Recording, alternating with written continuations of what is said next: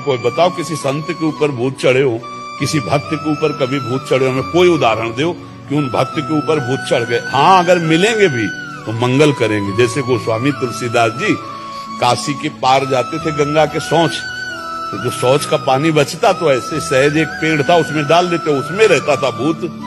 अब वो अपवित्र पानी पीता है तो शौच का अपवित्र पानी पीता। ये कई दिन घटना हुई तो वो प्रेत खड़ा हो गया हाथ जोड़ के और कहा आप जो मांगेंगे वो मैं दूंगा आपको। बोले हमने तो आपको पुकारा नहीं, कोई सेवा नहीं की। बोले बहुत बड़ी सेवा बन गई, जो आपके कमंडल में पानी बचता था फेंक देते थे वही हम पी लेते थे, अब हमको देना चाहते थे। बोले क्या दे सकते हो? हमें तो सिया राम जी के दर्शन चाहिए।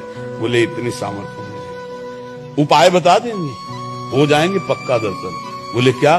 बोले जब राम कथा कहते हो उस समय हनुमान जी कथा सुनने आते हैं, उनके पैर पकड़ लेना, वो तुम्हें दर्शन करा देंगे। बोले हम पहचान कैसे पाएंगे कि हनुमान जी आते? तो बोले सबसे पहले कथा में आके बैठ जाते हैं और मलिन भेष है और बूढ़े स्वरूप में आते हैं और सबसे पीछे कथा में प्रणाम करके जाते हैं। जो ऐसा करे वो हनुमान जी होंगे। अब तुलसीदास जी जब भगवान की चर्चा शुरू देखा कि शुरू होने के पहले एक वयोवृद्ध विशाल काय आकर चुपचाप बैठ गए थे। यत्र यत्र रघुनाथ कीर्तनम तत्र तत्र कृतमस्तकांजलम बाष्पवारि परिपूर्ण लोचनम मारुति नमत राक्षसांतकम। अशुभ प्रवाह करते हुए भगवान की चर्चा सुनते। और जब कथा संपन्न हुई सब चले गए तब वहां के ऐसे रज लेके ऐसे लगाया कि भक्त चरण रज है। सोई गोस्वामी जी दौड़ पड़े, सोई भागे हनुमान जी। तो तुलसी घाट से काफी दूर है संकट मोचन हनुमान जी, वही संकट मोचन हनुमान जी। तो काफी दूर में जाके चरणों को, तो हनुमान जी रुक गए। बोले क्या चाहते हो? तो कहा सिया राम जी के दर्शन। तो कहा यहाँ नहीं, चित्रकूट चलो। तो चित्रकूट हनुमान जी ले आ गए। फिर राजकुमार के रूप में जब राम लक्ष्मण जी के दर्शन हुए, चंदन, तो वो लीला। तो देखो प्रेत ने भगवत साक्षात्कार का विधान बना दिया।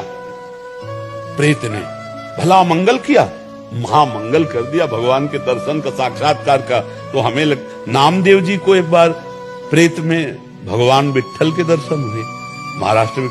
तो जो भगवान का नाम जप करते हैं, भगवान का कीर्तन करते हैं, भगवान की भक्ति, उनको कभी कोई अमंगल नहीं कर सकता। जिते विनायक शुभ अशुभ विघ्न करे नहीं कोई, और विघ्न करे नहीं कोई, डरे कलिकाल कष्ट भय, हरे सकल संताप हर से हरिनाम जपत जय। कलयुग डरता है नाम जपक से। ये जितने राक्षसी स्वभाव के हैं, जितने आसुरी शक्तियां, ये सब डरती हैं भगवान के भजन करने वाले से। इसलिए खूब नाम जप करो।